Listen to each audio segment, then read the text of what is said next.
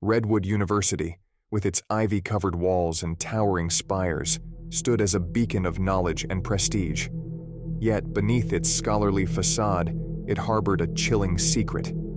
As a student, I was always intrigued by the tales that echoed through its ancient hallways, but nothing could have prepared me for the harrowing events of my final year.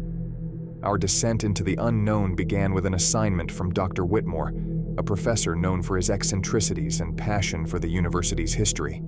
He handpicked 4 of us for a special project: Jake, the university's star quarterback with a deep interest in history; Mia, a brilliant literature student with an uncanny ability to decipher cryptic texts; Leah, a folklore enthusiast with an extensive knowledge of legends; and myself, an aspiring journalist with an insatiable curiosity. Our mission seemed straightforward: delve into the university's most enigmatic legends and present a comprehensive report. Dr. Whitmore, however, provided a lead he believed had been overlooked: the sealed classroom in the West Wing. The West Wing, the oldest part of Redwood, was a testament to times gone by. While most of it had been modernized, one classroom had remained locked for over a century. Campus lore spoke of Dr. Alistair Crowley, a professor from the 1900s with a rumored affinity for the occult. Legend had it that a ritual he conducted went terribly wrong, leading to the classroom's eternal sealing. Our team, driven by a mix of enthusiasm and skepticism, decided this was our starting point. We spent weeks scouring old university records, newspaper clippings, and personal journals from students of that era. Each piece of evidence hinted at a university plagued by mysterious disappearances, unexplained phenomena, and a growing sense of unease centered around the West Wing. One fateful evening, armed with our research and a bolt cutter, we ventured into the West Wing. The air grew cold and heavy as we approached the sealed classroom. With a collective deep breath, we broke the lock and stepped inside.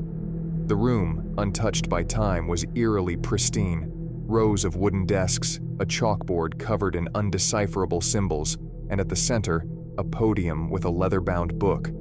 Mia, drawn to the book, began to read aloud. As she did, the atmosphere shifted dramatically. The room's temperature plummeted, shadows danced on the walls, and an oppressive weight settled upon us. Mia's voice, once soft and melodic, transformed into a deep, guttural growl. Her eyes turned pitch black as she continued to recite the arcane text. The room seemed alive, its walls pulsating and closing in on us. Jake, usually the bravest among us, was paralyzed with fear. Leah, drawing from her vast knowledge of folklore, recognized the ritual Mia was inadvertently performing. It was a summoning ritual, one that would unleash an ancient entity trapped within the classroom. Leah, with a determination I had never seen before, began countering Mia's chants. The room became a battleground of wills, with Leah's voice clashing against the dark force that had taken over Mia. Hours passed, feeling like an eternity. The room shook, windows shattered, and just when it seemed the darkness would prevail, a blinding light erupted, consuming everything.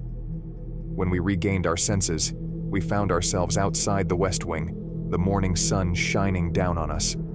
Mia, disoriented and weak, had no memory of the events. The classroom door was once again sealed, this time with chains and a warning sign. The university, upon learning of our ordeal, commended our bravery but also reprimanded our recklessness. We had confronted an ancient evil and emerged victorious, but the scars of that night remained indelibly etched in our souls. Years later, at a university reunion, we reunited.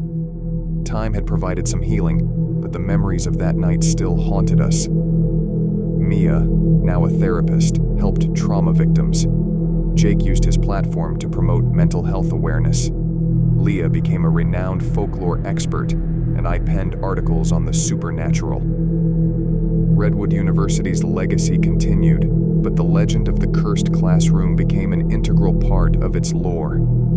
Our experience served as a stark reminder of the perils of delving into the unknown and the thin line that separates curiosity from catastrophe. The tale of our harrowing night became a cautionary tale passed down through generations, a chilling reminder of the university's dark past.